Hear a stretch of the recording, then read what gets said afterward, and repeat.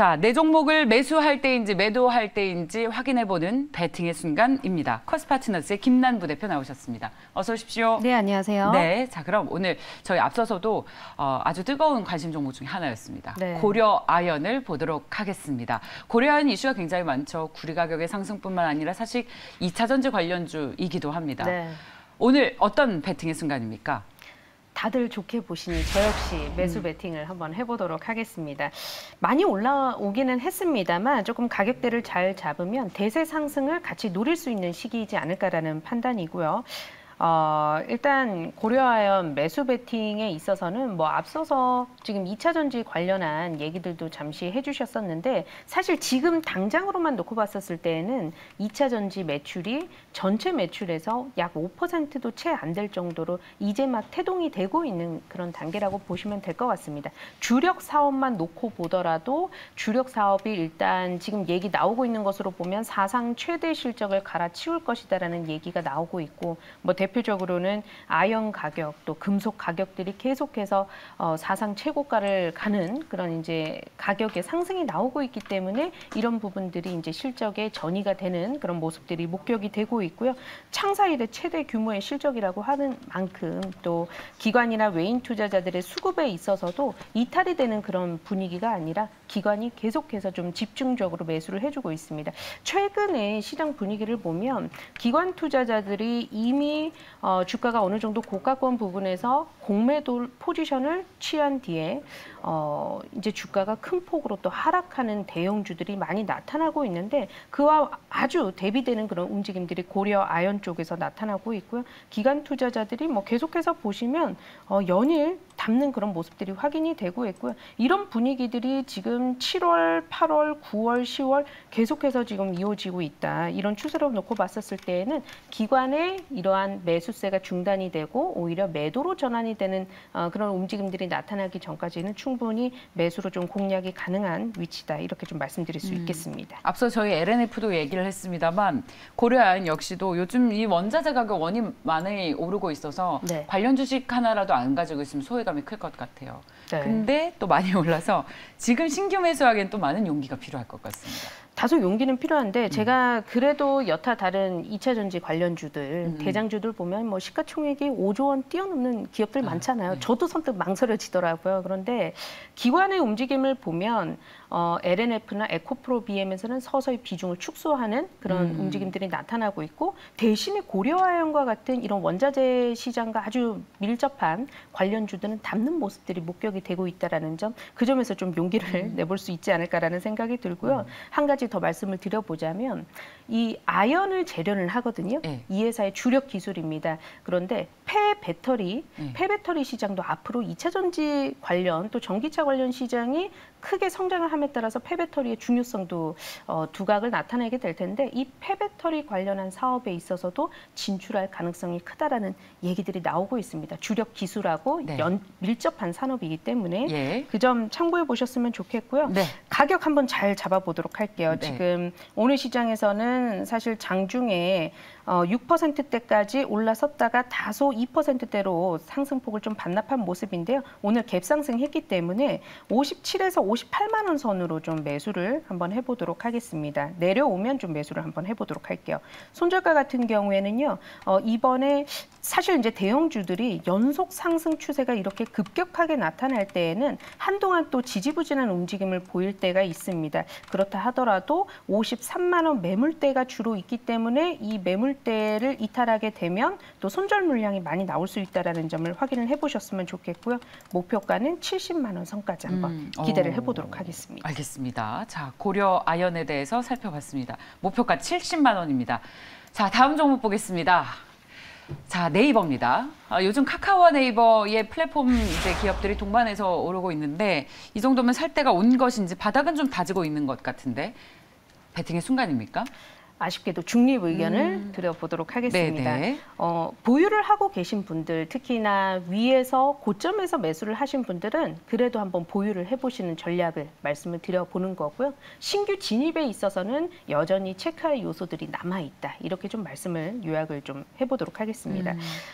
대표적으로는 이 네이버 같은 경우에도 플랫폼 규제 이슈가 계속해서 언급이 되고 있는데 국감은 끝났습니다만 이 이슈가 완전히 해소가 된 것은 아닙니다. 그럼에도 불구하고 제가 좀 그나마 다행이라고 하는 거는 뭐냐면 카카오하고는 다르게 네이버의 경우에는 해외 파트에서의 사업군이 또 활발하게 진행이 되고 있고 또 어느 순간부터는 국내에서 사업 확장에 있어서는 다소 좀 소극적인 그 태도를 보여왔었기 때문에 수밖에 없을 것 같아요. 네. 이렇게 규제가 나오고 국감장에 계속 쓰고 그러면 뭐 누가 사업을 적극적으로 하고 싶겠습니까? 네, 일단 뭐 그게 불행 중 다행인지 일단 네. 오늘날의 상황에서는 다소 좀 안도를 하게 되는 것 같고요. 제가 주목을 하는 거는 네이버가 나중에 그래도 주가가 추세 상승을 보일 수도 있겠다라는 점에 있어서는 동남아 시장입니다.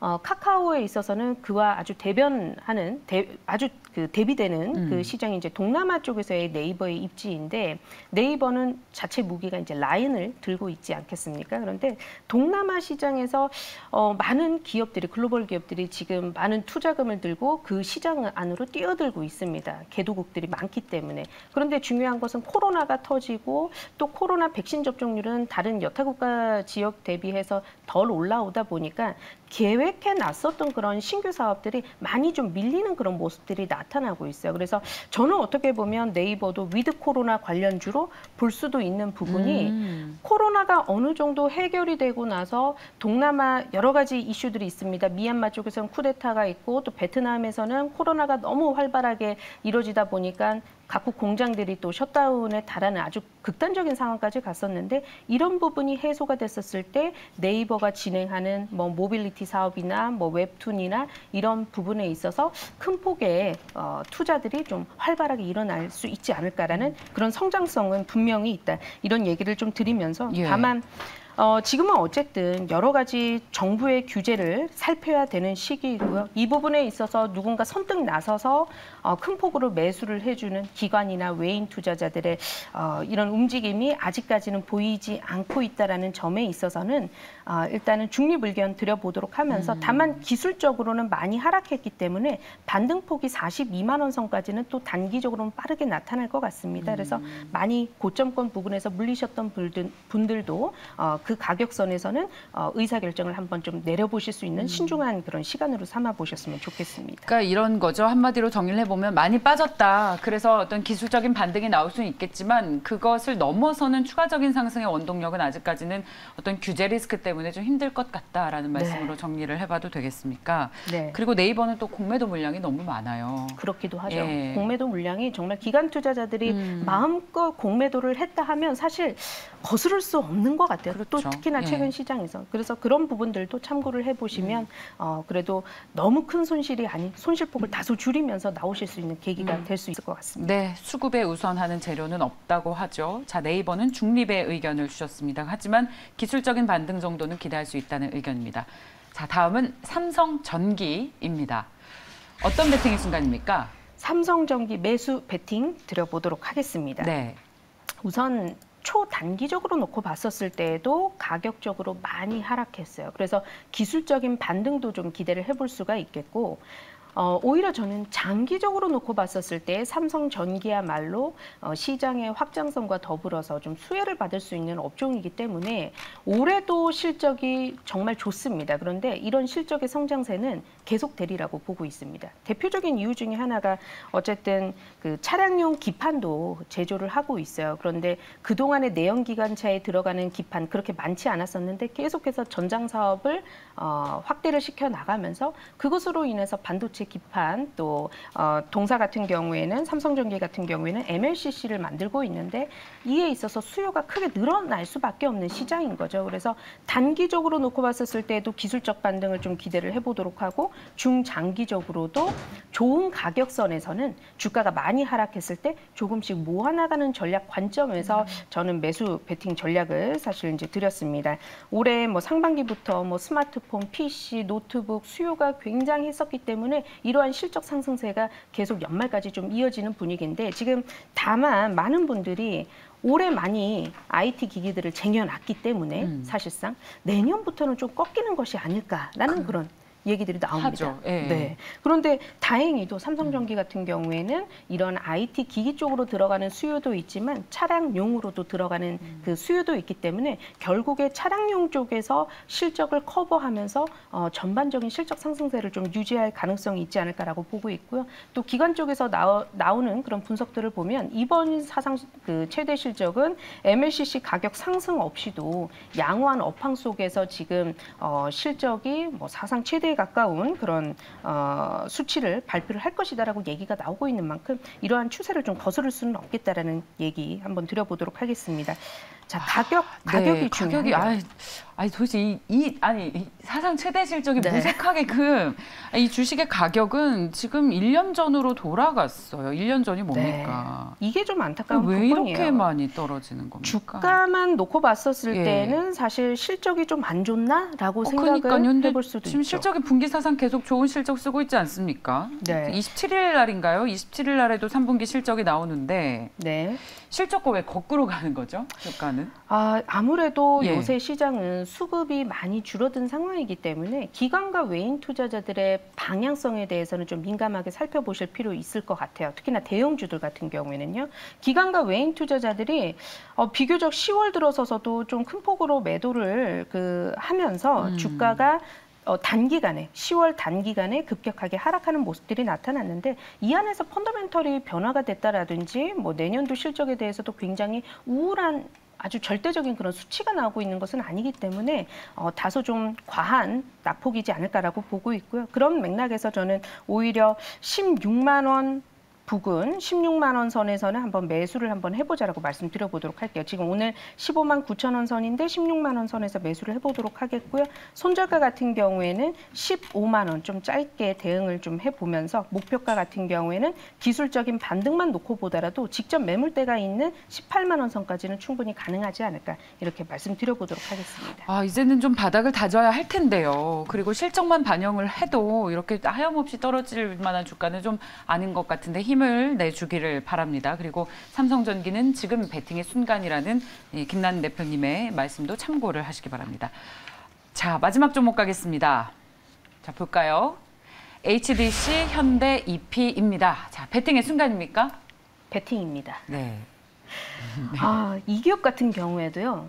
왜 안 올랐을까라는 의문이 드는 기업이에요. 최근 들어서서 엔지니어링 플라스틱 업체들, 코롱 플라스틱도 있고 에코 플라스틱 이런 기업들 보면 주가가 사상 최고가를 가는 시장이 다소 흔들리더라도 나홀로 질주를 하는 그런 모습들이 보여졌었거든요. HDC 현대 EP 같은 경우에도 사명에서 느껴지다시피 EP, 엔지니어링 플라스틱을 만들고 있는 같은 일을 하고 있는 업체고 오히려 점유율 측면에서는 굉장히 높아요. 또 현대 기아 쪽으로 또 납품을 하고 있기 때문에. 그런데도 불구하고 주가는 조금 더 이미지가 화학주나 엔지니어링 플라스틱 업체가 아니라 현대 기아에 납품을 하다 보니까 자동차 부품주로서의 좀 성격이 더 두드러지는 것 같습니다. 실제는 그게 아닌데도 불구하고. 그런데 한동안 수달 동안 이렇게 보면 수개월 동안 이렇게 보면 자동차 부품주들이 몇몇 종목 튀는 종목 제외하고서는 계속해서 좀 기간 조정을 받는다든지 가격 조정을 받았던 굉장히 부진한 흐름을 보여왔었기 때문에 HDC 현대 EP 같은 경우에도 그러한 맥락을 좀 같이 하지 않았었나라는 생각을 해보는데 이제는 거의 인내의 한계에 달한 것 같아요. 그래서 지금은 엔지니어링 플라스틱 기업들, 다른 여타 경쟁업체들의 주가가 큰 폭으로 오르고 있고 또 마침 자동차 관련주들도 위드 코로나를 맞이하면서 또 자동차 반도체의 칩 부족 사태 정말 여러 시간 동안 많이 들었던 이슈였는데 이런 부분들이 이제 어느 정도는 좀 해결되어 가는 그런 분위기로 좀 이끌어가면서 자동차주 소외됐었던 업종 중심으로 좀 살아나지 않을까 그런 맥락에서 좀 매수 베팅 전략 들어봤습니다. 네, 자 그렇다면 이제 짧게 가격 전략 제시해 주시죠. 네, 오늘 많이 올라오고 있어요. 네. 지금 말씀드리는 시간 동안 좀 올라오고 있는데 5,900원에서 6,100원 사이에서 매수를 한번 해보도록 하겠고요. 그리고 손절선이 좀 중요할 것 같습니다. 손절선은 5,600원 직전 하단 약간 앞쪽에서 한번 잡아보도록 할게요. 그리고 목표가 같은 경우에는요. 지금 분위기로 놓고 봤었을 때는 직전 고점 부근 한 7,200원대에서 한번 걸릴 수는 있겠습니다. 고점 매물이 있기 때문에 7,200원을 한번 목표로 해보겠습니다. 네, 요즘 자동차 부품주들이 굉장히 흐름이 좋은데 이런 흐름 계속 이어가기를 바라면서 커스파트너스의 김남부 대표와 인사하겠습니다. 고맙습니다. 네, 감사합니다.